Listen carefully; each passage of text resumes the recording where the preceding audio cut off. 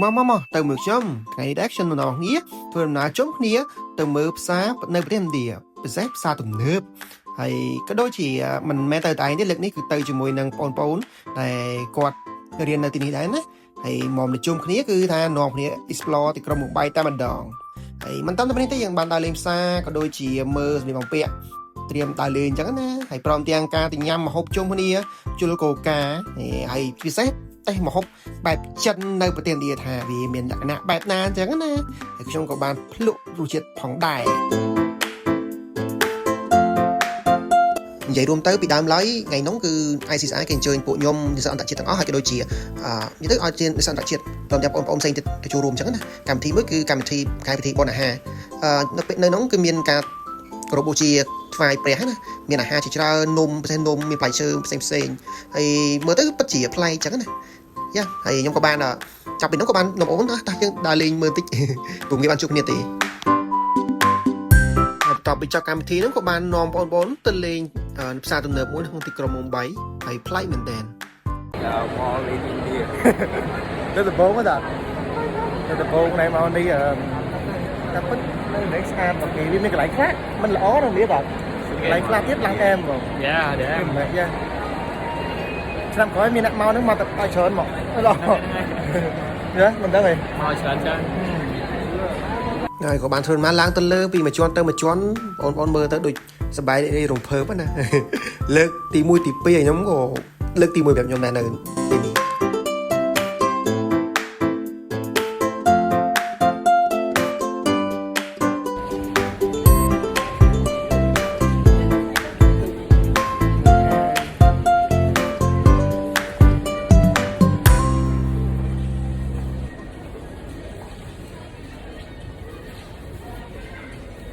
បងមកឲ្យ100ឡាមើលឲ្យមួយដល់ទៅលេងកាស្មៀហ្នឹងហើយឲ្យលងៀ10អង្សាសេនេះអាយនេះ10អង្សាសេពាក់បើមកនេះ3150រៀលមកបែ8000 100ឡាជុំមើល100ទេយើងទីឲ្យក្រហ្មងកើតនេះមកមើលអាវមើលអីណុករៀបចំអាវលងាទៅលេងខាងដៀងជើងកាស្មៀហ្នឹងត្រូវនេះទៅមកអាវមួយថ្លៃហ្នឹង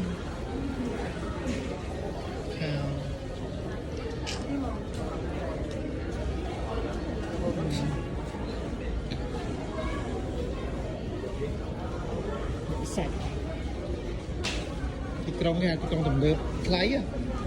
យើងមកហ្នឹងវាគេថាក្រុងទីក្រុងអ្នកមានពេលយើងមកវាអត់មាន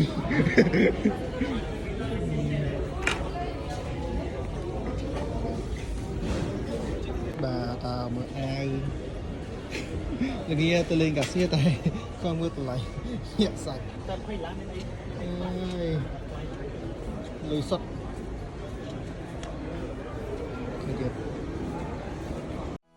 ហើយបន្ទាប់ពីចេញពីកន្លែងលក់កៅអៅលងា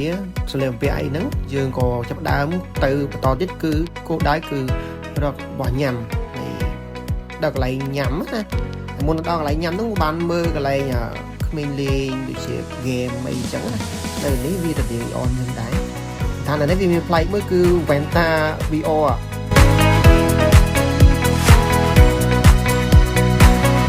Vanta ហ្នឹងlàថាយើងលេងហ្គេមយើងពាក់ Vanta ទៅយើងជិះម៉ូតូអីទៅដូចនៅក្នុងពិភពពិតអញ្ចឹង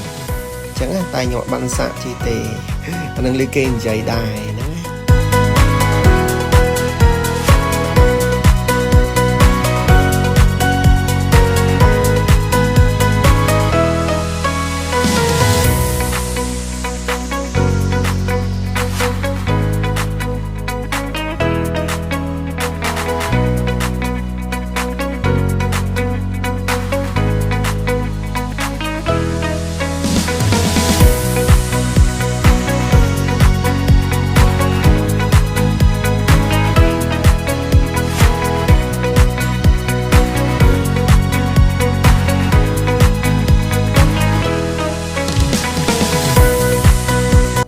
ទីបំផុតពួកខ្ញុំក៏បានមកដល់ food court របស់គេហ្នឹងកន្លែងសម្រាប់ញ៉ាំម្ហូបតែមិនសូវជាថ្លៃហ្មងទេនៅនេះអញ្ចឹង អត់ហ៊ានចូលកន្លែង brand ទេហើយមកមើលមកហូបចិនបែបឥណ្ឌាបន្តិចថាមកហូបនៅនឹងវាស៊ូចិត្តបែបម៉េចអូខេហើយបងគាត់ទៅកំងហើយលោកឃើញមានតម្លៃនៅក្នុងស្រាប់ហើយសុខមេដែលជាមួយលីហូគាត់តែកំងខ្ញុំមកអង្គុយចាំនៅតុកកុំឲ្យគេយកតុកបាត់ព្រោះនៅនេះមានតោយើងអង្គុយចាំមិនអញ្ចឹងទេគេអង្គុយបាត់ហ្នឹងហើយពេលបន្តិចក៏មកហូបមកដល់អូមើលទៅអែមសែនហើយទៅមើលគាត់តេះមកហូបដល់ញ៉ាំជិតឆ្ងាញ់ដែរទេតែបើតាមមើលទៅដូចប្លែកពីបេរីយ៉ានីប្លែកពីផងផ្សេងហើយកំងម្ដងមានតិចទេណោះពី3ហើយយើងងាយបានញ៉ាំណាហើយតបមកកំងមួយទៀតពិតជាចង់ថារសជាតិបែបម៉េចចឹងណា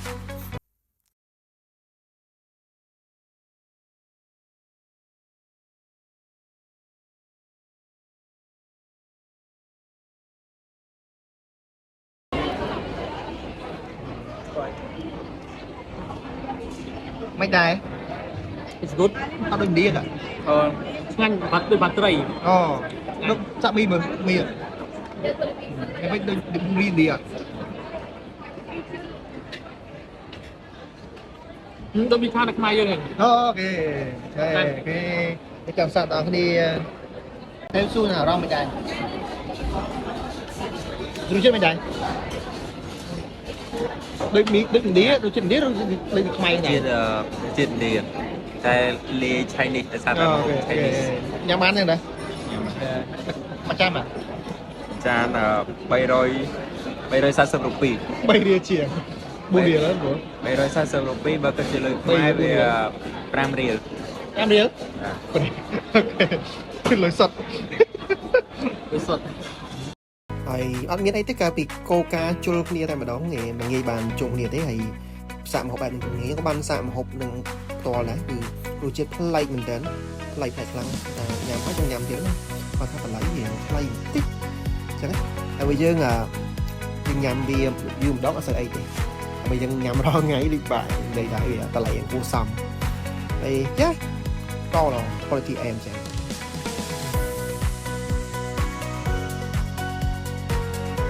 ហើយបន្ទាប់ពីបានដាក់មួយឆ្អែតមកចុងក្រោយអស់លីងតែម្ដងគឺថាគ្មានសល់ទេញ៉ាំតិច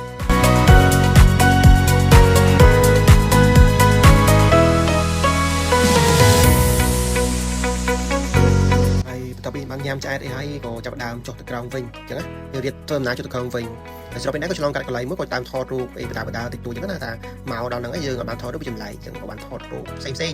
ហើយក៏ចេញទៅក្រៅវិញរកអីជីដើម្បីត្រឡប់ទៅសាកលវិទ្យាល័យកន្លែងស្នាក់នៅវិញអញ្ចឹងណាហើយបងប្អូនចង់ទៅលេងកន្លែងណាផ្សេងទៀតតែមើលលើក្រោយយើងទៅនេះសិនទៅវិញឥឡូវទៅវិញហើយបាទនេះទៅតាមបញ្ជូនមួយថ្ងៃទៀតក្រោយហើយបាទ